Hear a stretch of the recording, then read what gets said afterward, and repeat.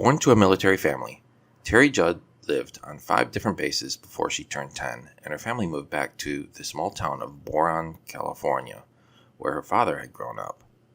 A single mom and Desert Storm veteran, Terri followed her father and grandfather's footsteps when she went to work at the borax mine that gave the town its name, a mine owned by international conglomerate Rio Tinto since 1970.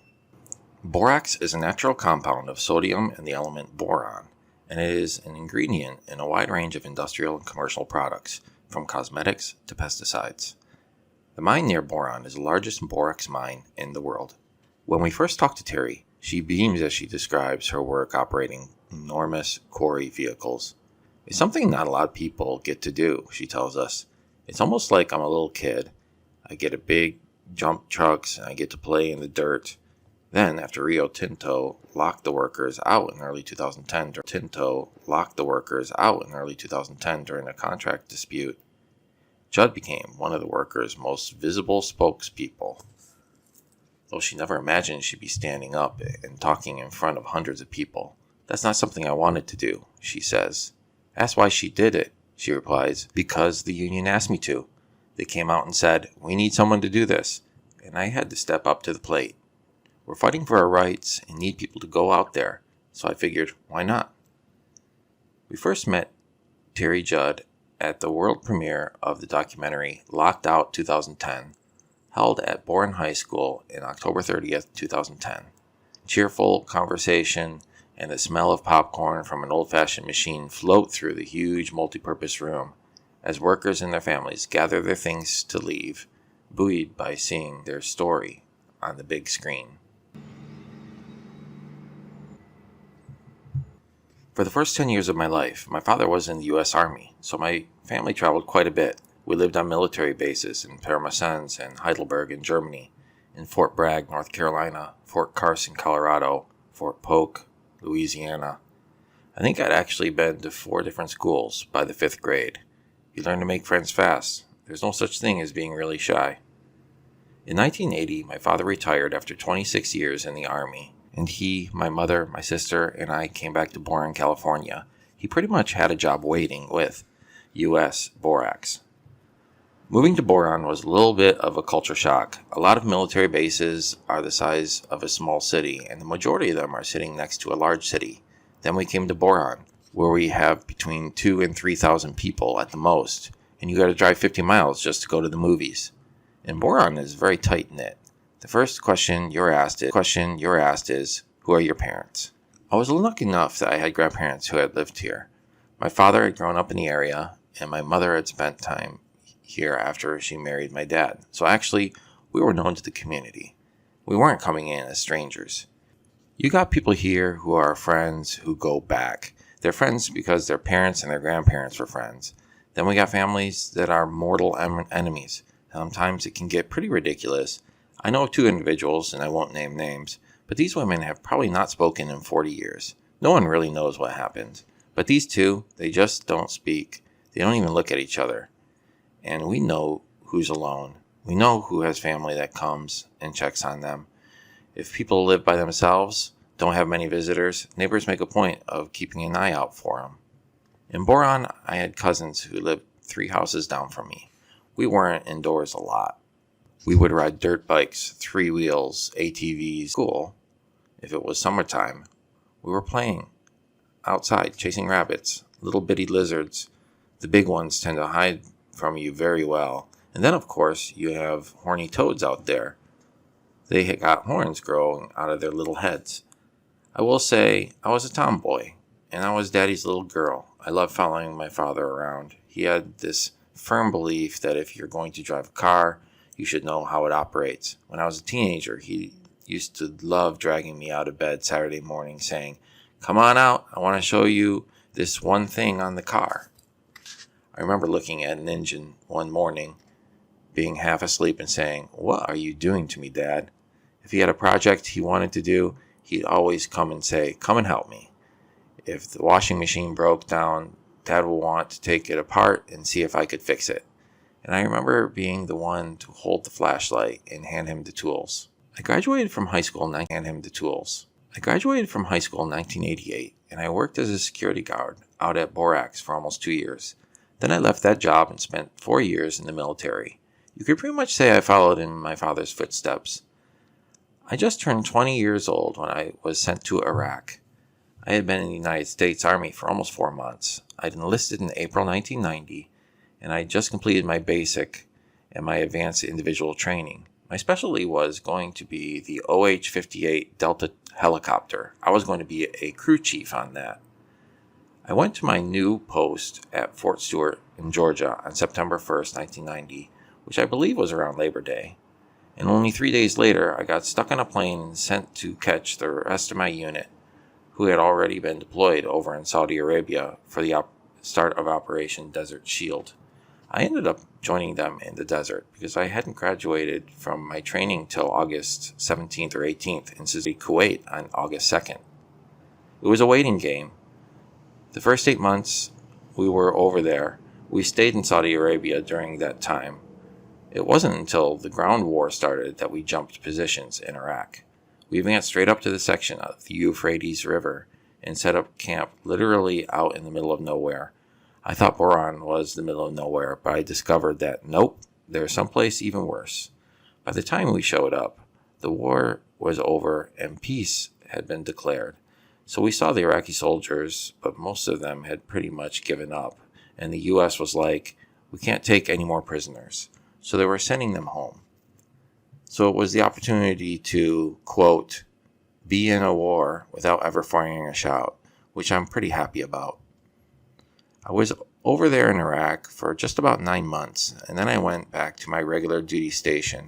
I got out towards the end of 93, beginning of 94.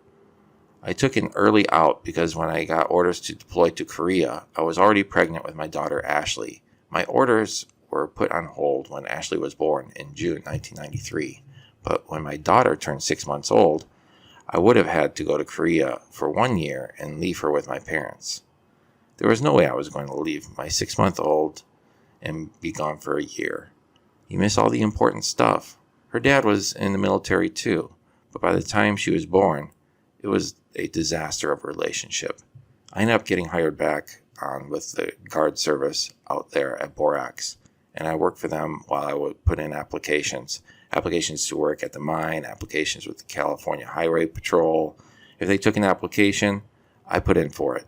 Finally, in July 1997, I got hired on with Borax as a mine worker. I went in as a laborer and spent about 3 weeks in the labor pool. It was a requirement. When you got hired in, you went to the labor pool, and that's where you learned the different parts of the plant. From there, you put in bids to go to certain departments. I knew exactly where I wanted to go. As soon as they put up the bid for the mine department, I put my name on it. Same as my father, same as my grandfather, I wanted to go play with the big trucks. I love my job. It's something not a lot of people get to do. It's almost like I'm a little kid. I get big dump trucks and I get to play in the dirt. It's like overgrown Tonka toys. I've run haul trucks, water trucks, dozers, shovels, and front-end loaders. A front-end loader is a big bucket that sits on 4 wheels. My job is to load the ore into the haul trucks and send it up to the crusher. After they strip off the waste material, drill, and blast the ore, I scoop it up into a bucket, go up to the side of the truck, dump it into the dump truck, and that's all I do all day. Load them dump trucks. And then they haul it from the bottom of the open pit up to the crusher. Surrounding the open pit, we have what we call our waste dumps, where we stockpile the dirt. Eventually, once we're done mining in that area, all that dirt's going to come back into that hole. Unless, of course, Los Angeles gets hold of it and turns it into a giant landfill. It ends up being a big, big hole. From the top going down, I want to say it's over 1,000 feet. My crew runs probably about 40 people. We normally have at least one front-end loader operating and one shovel, and then we have dozers that are working the dumps. We have a crusher working crew, water trucks, haul trucks, and graders. It's one of those jobs that you're either going to love or hate. You have to be a certain mindset because it can become very repetitious. Some days I feel like you're doing the same thing over and over, and some get very bored with it very fast. The equipment and the environment that we work in, it's very unforgiving. We have more fatalities in the mining industry here in the United States than your firefighters and your police departments put together. In the U.S., both metal and non-metal open pit mining and underground mining, including sand pits and gravel mines in the past years, we average about 5 deaths a month. You always see on TV the underground miners who get trapped, but you don't hear about the truck that rolled off the top of the dump at the sand and gravel mine and killed a driver. At a sand and gravel mine around Houston, Texas, they had an individual who had 23 years of experience working at a mine, and he got run over with a front end loader that he was trying to fix because the brakes weren't set. But when you got tires that are 12 feet tall, if it starts to roll forward and it catches you, it's going to kill you. Every day we work, safety is brought up out there. We discuss it among ourselves. Case in point, we just had an accident not too long ago where one of our big haul trucks ran over a small pickup truck, completely crushing it. Thankfully, no one was in the pickup, but we're still talking about it. What if someone had been in the pickup? Well, what would I have done differently? What could the driver have done differently? Basically, we pick it to death to find out the why, the how, and most importantly, what we can do so it doesn't happen again. Besides the human error factor and a lot of fatalities and injuries out there, you have the mechanical. Sometimes the machines just break down. There's no good reason. You know that a piece of equipment's not always going to work right, no matter what you do.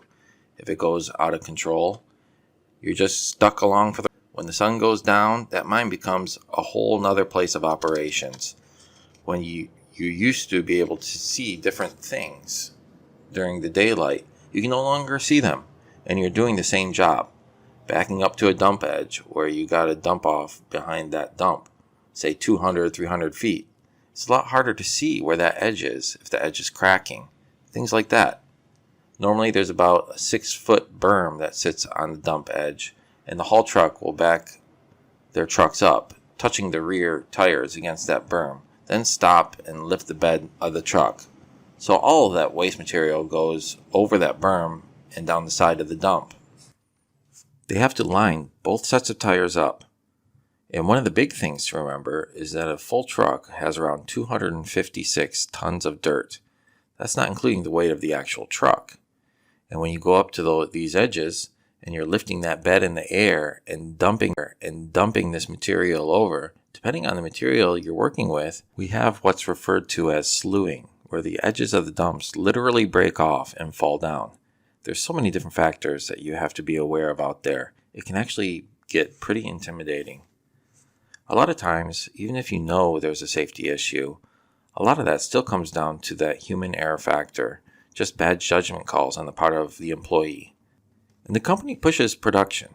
A lot of your supervisors out there, they get bonuses based on their performance, and their performance is judged on their production.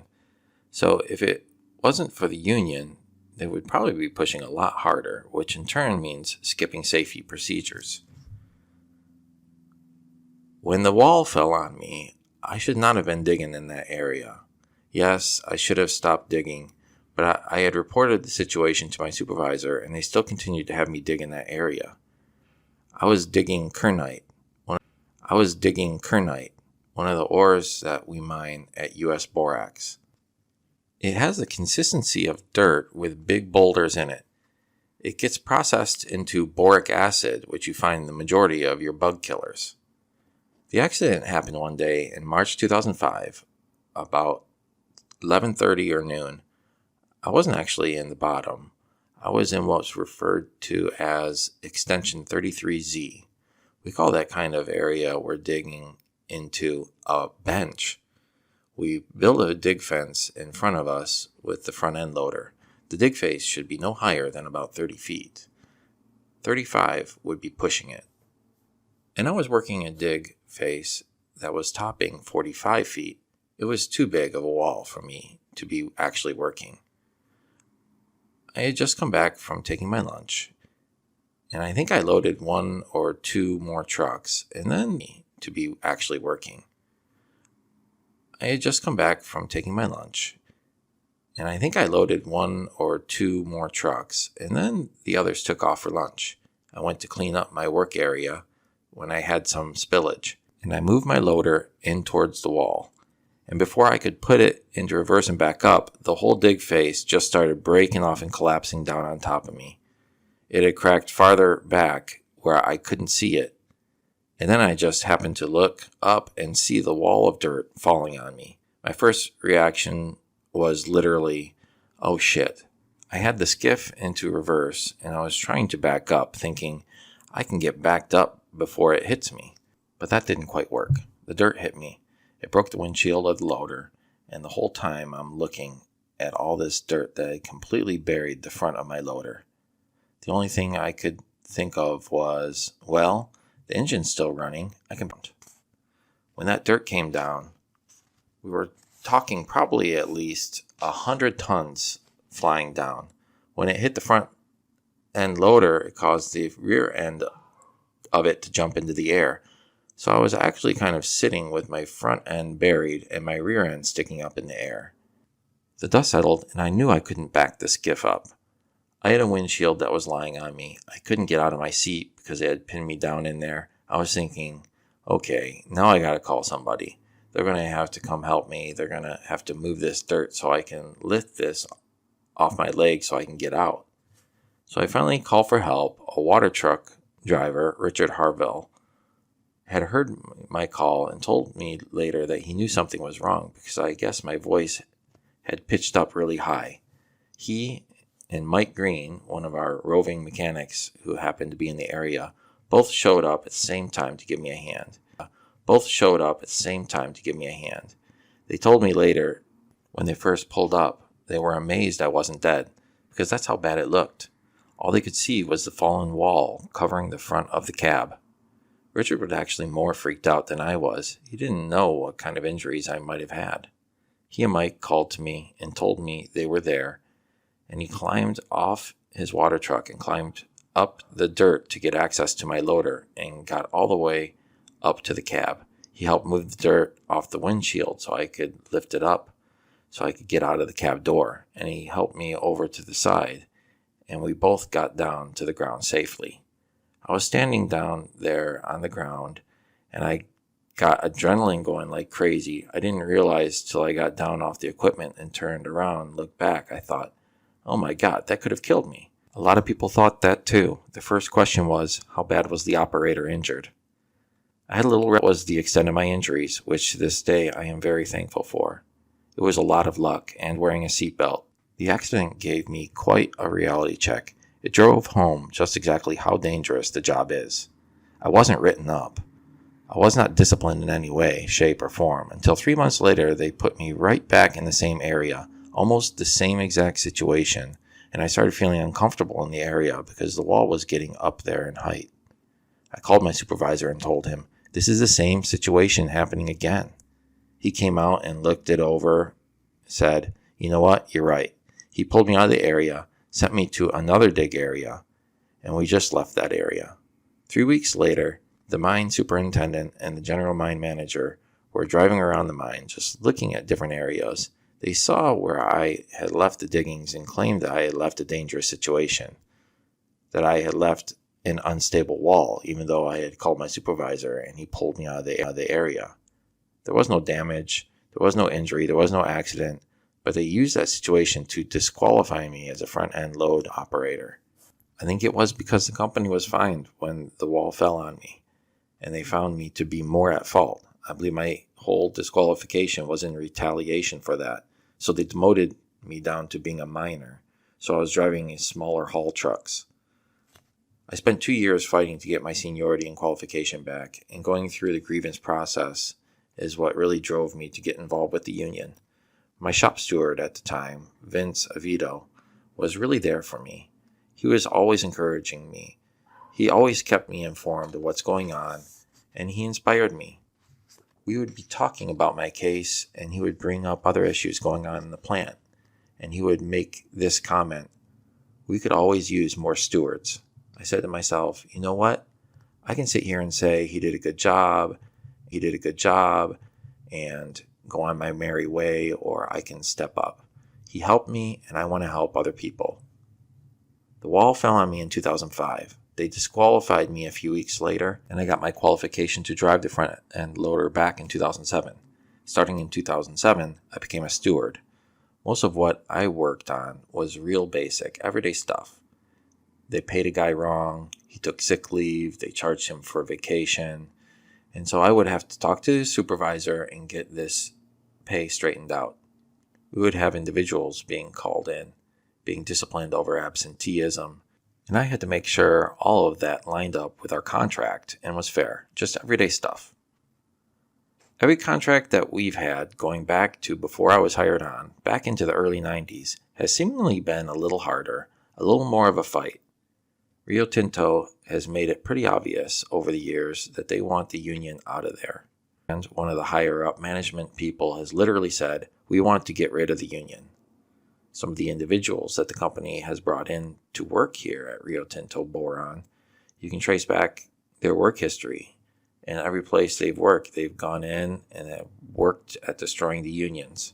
We have a new guy around 2007 who has taken over our human resources, Kim Moulton, who came from Kennecott Copper in Utah, and Chris Robison, who is CEO of Rio Tinto Materials, came down from Denver.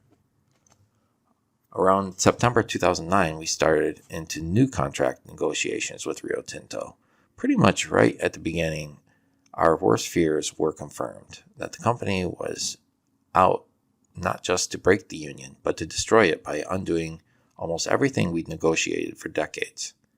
They had pretty much taken our old contract, the one we had been working under, and gotten rid of 90% of it.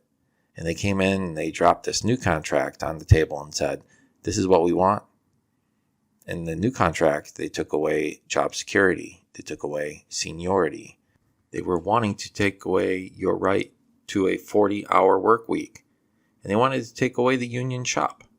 Right now, we're what's considered a closed shop or a union shop. To work as hourly out there, now you have to be in the union. You have automatic pay union dues.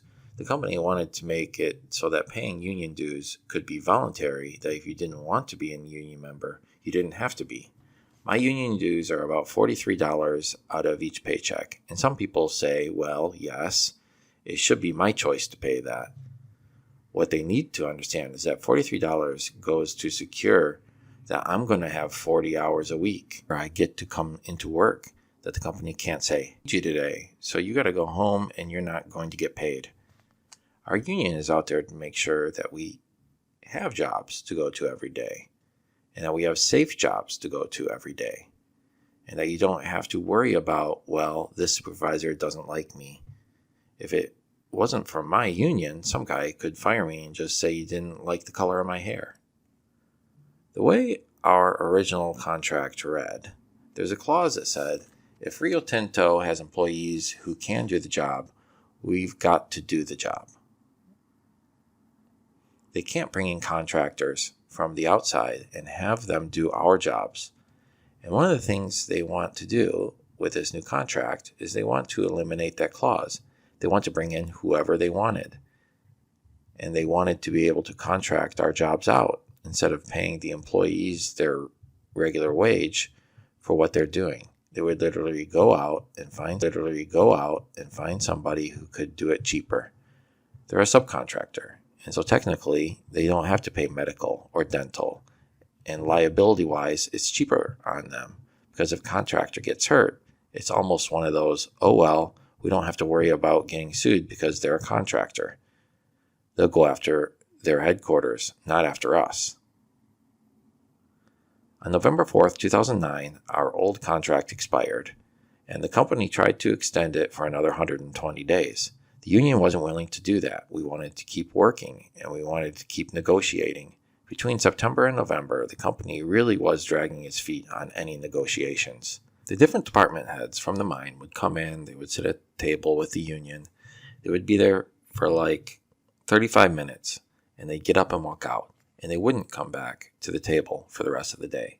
I heard a lot about the negotiations from the contract action team, and I attended negotiations myself sometimes. Every union member was encouraged to be there because our negotiations were open. We couldn't talk during the sessions. We had a negotiating team that spoke for the union body, but we could sit and hear what was going on. On our negotiating team, besides our union president, our vice president, and our lawyer, we had an individual to represent each department: the truck shop, the mine shop, instrumentation and electricians, the boric acid plant, processing plants 1 through 4, the shipping department, the labs, and the pilot plant. That way, each section had someone at the table who knew the department's needs. Just like when we had representative from each department, on the management side, you had whoever was in charge of the department for the mine department. For example, we had Mike Wickersham, the general manager. Most of them were pretty well known to us. They were being directed by Rio Tinto headquarters. We could tell Kim Moulton and Chris Robinson were running it. They were the only ones to speak, but sometimes we would hear comments from our managers and supervisors. They would say, "I don't have a say-so in any of this. It's their show." Our managers were pretty disgruntled. The company and the union continued meeting, with the exception of the break over Christmas and New Year's. They were still meeting pretty much 2-3 times a week until January 28th. I was actually at negotiations that day. They met at 10 o'clock in the morning. We went into the room, and our negotiating team was there. Then the company's management negotiating team walked in. They sat down. The way they would always start these negotiations, everyone introduced who they were and where they were from. Right off the bat, when it started to open up negotiations, the companies had one they put on the table in September, and they said, "You have till January 31st at 7 a.m. If this contract is not signed, we're going to lock you out." And they got up and they walked out of the room. It was very quiet. Our lawyer, Danny Bush, and the negotiating team, we were just sitting there like, oh my God, did that just happen? We had to call an emergency union meeting to vote on whether or not we would be going to accept that contract. We had the meeting Saturday because Sunday was Rio Tinto's deadline. You know, I've attended a few union meetings over the years, but I've never seen that many union people come together that fast. The place was packed. We had a good 350 to 400 union members there. There were people who couldn't be there because they were working, but I think the majority of union members drove from wherever they had to drive. A lot of people drove an hour one way just to come to the meeting. I would say 99% of the people who showed up at that meeting that Saturday had already made up their minds. By the time the workers were just so fed up with the company, with their arrogance, with their attitude, the way they were wanting to treat us as disposable, the employees themselves had gotten sick and tired of it, and they were ready to stand up. They were ready to fight. Boron's a scrappy little town. We got about 150 to 200 of the workforce who live in Boron today. At least 150 to 200 had some way or another grown up around Boron or have relatives in Boron. And if one thing can be said about the people of Boron, is that they're fighters. The Boron High School football team, the Bobcats, right there is a perfect example.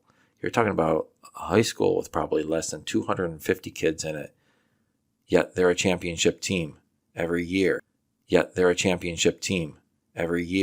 And it's that attitude, and it's that drive, and that heart. It not only affects the football team and the school, but the town. And it overflows into a lot of workers who live in Boron or grew up in Boron. We bring that same attitude to work with us every day. And I think that attitude is why we're able to stand up to them. The vote was pretty unanimous. Nobody was taking that contract. And I think that really surprised the company because I think their game tactic was the country was already in an economic downturn. Jobs were disappearing. Unemployment was going up. People were afraid. 401ks, savings plans, and that all took major hits. And I think the company seriously thought, hey, we can scare them into a contract. I think it shocked them when we turned down and said, no, lock us out, which, of course, they did. January 31st was my first day to go back. January 31st was my first day to go back to work. I had been at negotiations, and they told us to either accept the contract or get locked out. I was at the union meeting when we voted down the contract, but me and a lot of coworkers went to work expecting to actually work. We were expecting to call their bluff. I drove all the way into the parking lot where I would normally park my car, got out of my car, and walked up to the gate for the mine department. There were 7 or 8 of us walking up to the gate at that time. General Manager Mike Wickersham was actually standing there at the gate telling us, no, you can't come in. He told us we would go pick up our checks later that day at the pizza parlor in town. It was like getting punched in the stomach. My first thought was, oh my God, I was in shock. I could not believe they actually locked us out. Just off the company property, there's an asphalted area, a truck turnout, and that's where we went. Some went down the Union Hall, but the rest of us were just on the pavement, just outside the company property. There was a lot of anger. Some workers felt betrayed. I felt more betrayed than angry, and the company would actually treat us that way. All kinds of things ran through my head. How long is it going to last? Am I going to be able to get unemployment? What am I going to do for money? I was worried about my daughter Ashley, about my mother, about losing my house, everything. But during the lockout, we never got discouraged. We knew that plant. We knew how things operated, what it took to get product out. Even though the company was putting out media reports saying we're running at 100%, a lot of us could just stand at the gate and look toward the plant and say, they're not even running that plant. We had guys who could tell you exactly what plants were running, when they were running, and how much they were producing just by the steam and smoke coming out. We would have truck drivers who would go in, pick up orders, and turn around 12 hours later, come and say, I spent all day in there, and they still haven't got my order ready. A lot of that kept us encouraged. For those 3.5 months, I was running my butt off. Between me and my mother, we had the food bank committee. At least one day a week, we'd show up to make packages of food to be taken to union families who were in need. I was on the communications committee, and I had at least 2 gate duties, Wednesday from 6 p.m. to 10 p.m., and Saturday from 2 p.m. to 6 p.m., and I was speaking with reporters, doing interviews, going to other local events. Time just flew. My mother was with me 100% all the time. I tried to keep my daughter out of a lot of the activity and stress of the lockout. She would go to some of the rallies with us, but I didn't try to force her to be too involved. But one time, towards the beginning of the lockout, she said to me, "That's okay, Mom. I've got plenty of clothes. I have plenty of things. You just do what you need to do." When we went into the lockout, we knew what we didn't want to do. We knew we didn't want to get violent. We didn't want to be portrayed that way. The 1974 strike out here was a short strike. I think it only lasted something like 4.5 months. But during that time period, it was very volatile. There was a lot of violence, and it ripped people apart. You had brother who wouldn't speak to brother, fathers and sons who wouldn't talk. During that strike, some union members crossed the picket line. People were throwing rocks at cars, and the guard shack, I think it was the guard shack or purchasing, got firebombed. The memory of that 1974 strike was one of the biggest things in our minds. We weren't going to let the company push us or instigate us into doing something that would make us look bad and harm our cause. They tried constantly. The guards they had, the security team, Gettier, if you go check their website, these guys advertise themselves as strike busters. They guarantee that they will get injunctions against picket lines and stuff like this because that's what they do. They constantly videotape, and what they're looking for is someone breaking the law. Then they go to the local court and get an injunction to where you can't have a picket line or you can't be standing in front of their property.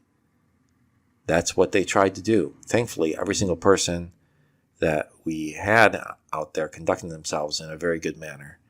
and they were never able to do that with us. Everyone kind of watched everyone else's back. One of the best things that came out of the lockout was the union members really got the chance to talk with one another. They're working, we kind of get locked into our own little sections. Like with me, I'm out in the open pit mine. I don't really get that big of an opportunity to talk with guys who work in the shipping department, or talk with people who work at the boric acid plant, or who work in the primary process. You don't get a lot of interaction time with these individuals while on the job. And that lockout brought people from all different parts of the plant together, got them talking with one another, and more importantly, got them supporting each other. Support came in a lot of different forms, from families sharing recipes on how to make food stretch, to where to go for the best food prices, to even if someone had something a little extra, giving it to the next person. From Boron, to go to the bigger grocery stores, you're looking at anywhere from 30 to 50-mile one-way trip. So instead of just one family getting in a car and going, maybe 3 or 4 and they carpool over. There was a lot of carpooling going on. I'm not going to sit here and say that the lockout didn't affect people, because financially and emotionally, it affected a lot of people. We had quite a few people who could not survive on unemployment. We had individuals who were working and tried to find other work, but they still faced bankruptcy. They faced foreclosures.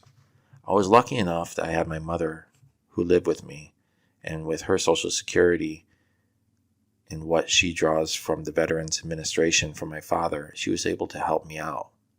I made enough on unemployment, and I was able to cover my house payment and my utility bills.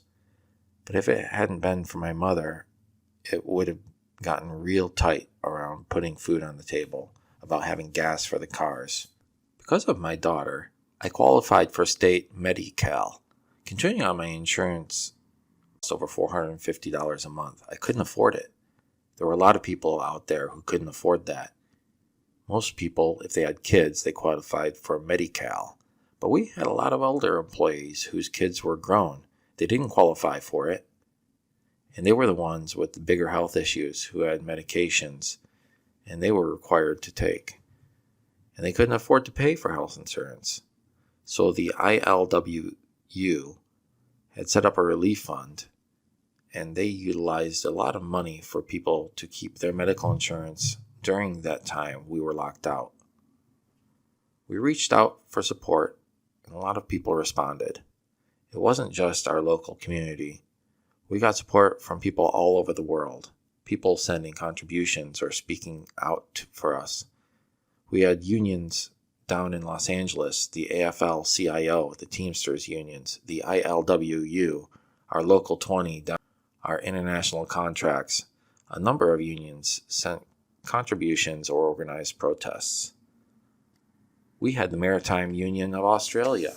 We had representatives from Turkey, from South Africa, from New Zealand, from the Netherlands, from England. Just to show the support from people was amazing. And knowing you had those people backing you up, that you had somebody, they might not be right there, but they were supporting you, encouraging you. It gave us the strength to stay out there and fight. If it hadn't been for them, the company probably would have destroyed our union. The lockout woke local people up to just how fragile the economy is. The majority of people who live in Boron earn their paychecks right out at the mine. So when that mine is gone, that town goes. That became very clear, especially to the business owners. They did what they could to help out and try to support their businesses.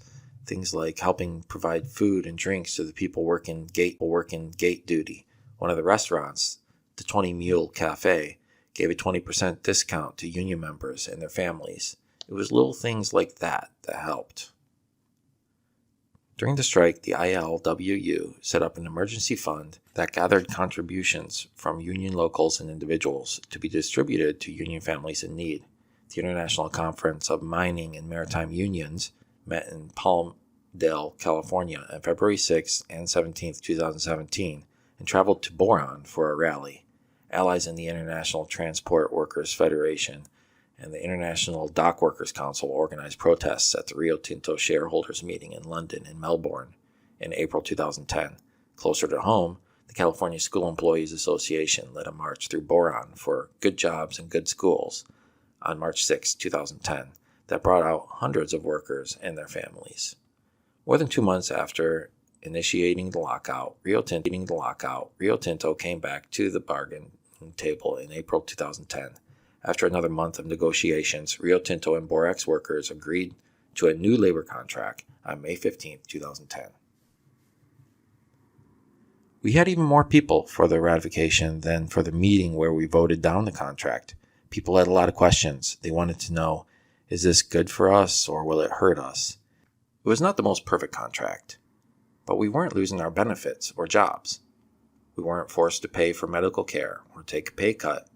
My biggest concerns were taking away our Veterans Day holiday and taking away jobs to give to contractors, and we were able to avoid all that. It was a ballot vote, and we had to wait for the count. It was nerve-wracking. I went to work and stood at the gate. The very first day they locked us out, I was on the gate, and the day we voted and counted the ballots, I was doing my gate duty too. About 4 or 5 in the evening on May 15th, someone came down and said, "Take down the picket line, the contract is in." When we all came back to work, everyone was happy to be doing the job we wanted to do, earning that paycheck, being able to support our families. All the lockout union people who wanted to come back got their jobs back. But every one of us knew, we understood, and we still believe today, we won the battle. But the war still rages on. They are constantly trying to undermine the union. We have a contract, and you can actually sit there and read a contract. It's written in black and white. And then you have the company who comes along and says, "Oh, well, that's open to interpretation." And it becomes a constant fight over wording. For example, overtime. It's supposed to be scheduled first with the person with the lowest extra hours, and then you work your way up to the person who has already put in the highest hours, so everyone gets an equal chance to earn the overtime. And the company will actually come in and say, "Well, no, it doesn't read that way." And we're like, "Yes, it does." The way our contract reads, you should be trained according to seniority. Highest senior person will get offered the training first, and then it goes right down the line. What we find is that if one of the people who gets hired is a supervisor's son, management seems to be saying, "You know Joe Smith, the supervisor over in this department, that's his son. We're going to train him first." I think the lockout did a lot of good in making people aware that, hey, you do need to stand up. Hey, you do need to speak out. And you can't let the company blatantly violate rules, whether it's our contract or government or environmental rules. We can't just let them do what they want. And I think finally people are coming to that understanding. Here we are, 600 employees standing up against a multi-billion-dollar corporation. All lawyer talk and everything else put aside. It's what people coming together and joining together and supporting one another and helping one another. That's what's really won this fight for us. I'm proud of the fight we put up, but it's hard to say what's in our future. Optimistically, you're looking at the life expectancy of that mine to be only about 30 years. Once they've mined everything they can mine out of it, there's a big question as to what happens next for our town, and no one seems to have that answer. Workers my age, we're just hoping there's going to be a mine to retire from. The younger ones coming up behind me, they're going to have to set their minds to the fact that there isn't going to be that mine that will employ them until they retire. My daughter Ashley, she took some time off after high school to help me take care of my mom, who was diagnosed with breast cancer in 2011. Now Ashley's looking for employment, looking to take some online classes.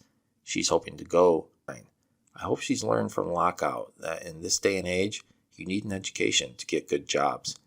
And if you see wrong, you need to stand up and speak out.